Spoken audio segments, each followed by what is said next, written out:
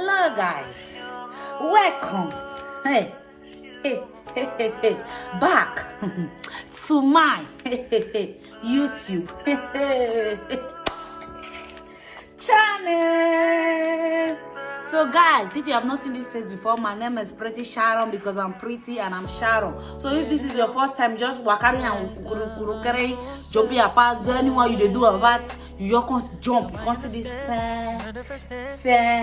this this fan gear. You got to like me, you got to tire. So before you like me finish, you need to go watch this video. I want to show you so this story, I saw it on TikTok. I said let me share it with you guys. The story is very nice. I love it. I know you guys are going to love it. So guys, please watch this video, like, comment, subscribe, tell me what you think about the video. Yeah, in today's video I'm going to be doing my eyebrow tutorial. Yes, this is my eye. So now I need to so make una go wash the video.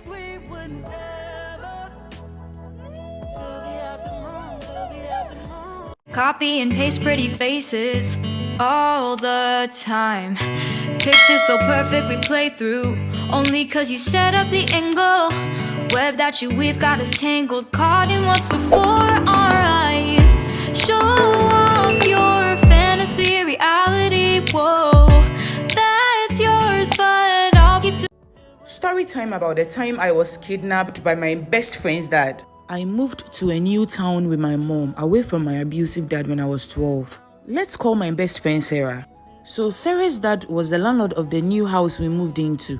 Sarah and I ate it off immediately the first time we met and became inseparable. We did everything together. My mom was a trader who moved from one town to another to trade, and so I was almost always sleeping over at Sarah's house. Sarah held her dad on a high pedestal, and I didn't blame her. The man treated her like a queen. Now, let's call Sarah's dad David. David was always nice to me, but sometimes I catch him staring at me. It was weird, but I didn't think much of it. One night, during a sleepover, I was thirsty, so I went to the kitchen for a drink. On the way to the kitchen, I saw David sitting in the living room watching sports. He asked me to bring him a glass of water. After giving the water to him, I was about to leave when he asked me to sit beside him on the couch. He asked about my dad, and that has always been an emotional topic for me. I broke down in tears as I told him how mean my dad has been to my mom and I. David asked me to put my head on his laps as I cried. It was weird, but I thought he was only trying to console me. I might have fallen asleep on his laps because I woke up the next day in Sarah's bedroom feeling uneasy and sore, and I couldn't remember how I got there. This is part 2 of the kidnapping story. Sarah was my best friend and David was her dad. I woke up in Sarah's bedroom feeling very uneasy and sore after sleeping off during a conversation with David the previous night. I didn't think much of it. After all, I was just 12 years and I didn't understand these things. David became very affectionate towards me after our conversation. He gave me secret money and told me not to tell anyone. He took me out secretly to the beach to talk sometimes.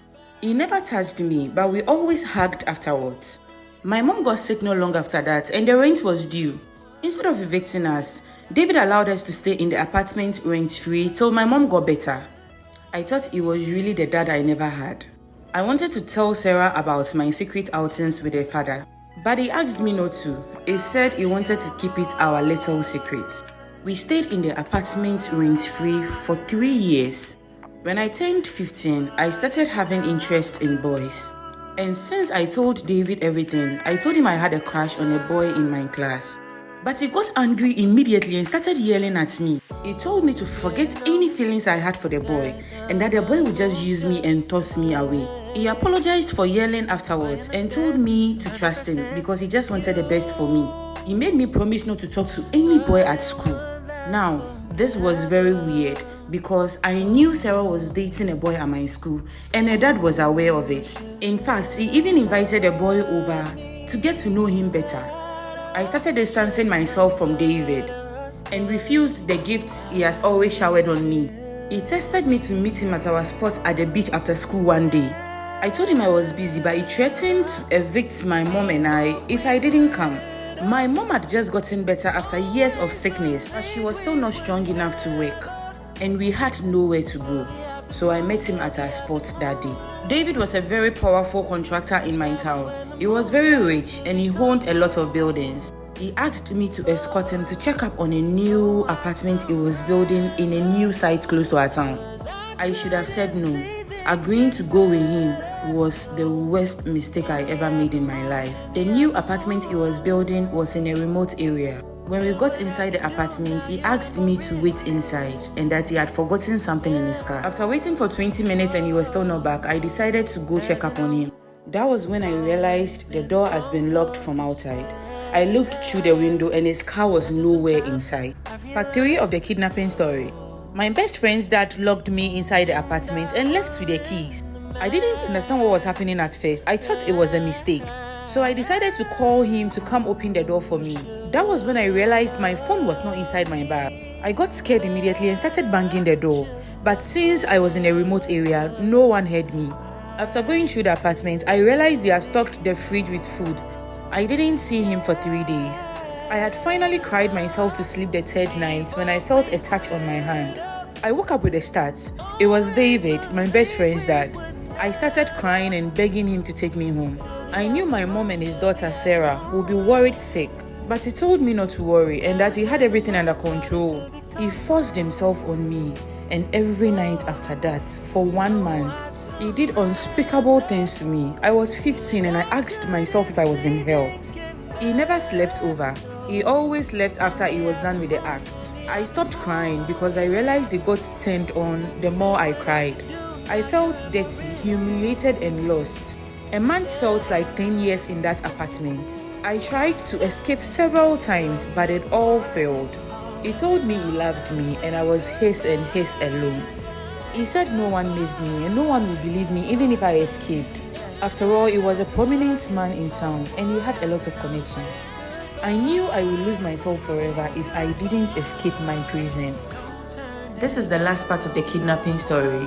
This was how I escaped after I was kidnapped by my best friend's dad.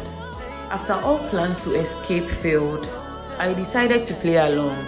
I told him I loved him too and I was his forever and I'll do anything he wanted. I started getting him to spend a little time with me after the act. And one day, after 2 months in the apartment, I got him to sleep over. I seriously wanted to kill him in his sleep, but I was too much of a coward. He kept the keys of the apartment on a chain around his neck. I almost woke him up when I tried taking it. I was finally able to take the key without waking him up. I opened the door and ran like my life depended on it. I didn't know the direction I was running to. I just wanted to get far away as possible from the apartment as I can. I might have run for 30 minutes straight when I saw a car coming. It was an old woman who was kind enough to give me a lift. She asked me if I was okay, but I was just shaking and crying. I couldn't even speak. When she dropped me at home, I ran into my mother's bedroom. My mom was asleep. I shook her from her sleep. She was stunned to see me and broke down into tears immediately. She asked me not to break her heart again. I didn't understand. That was when she told me I left a letter the day I was kidnapped. In the letter, I wrote that I had fallen in love with a boy and had run away with him. Obviously, this was the doing of David, my best friend's dad, the man who kidnapped me. Apparently, I sent a picture every week to my mom's cell phone to prove to her I was doing okay. So she never reported me missing to the police. I told her what had happened and we left immediately that night with nothing but the clothes on our backs. She told me to leave everything to God, but I wished we had gone to the police that night.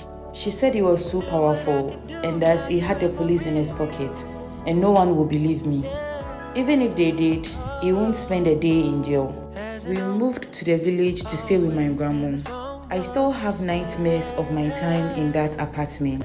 I'm still healing and I look forward to the day I will forget about my experiences in that apartment.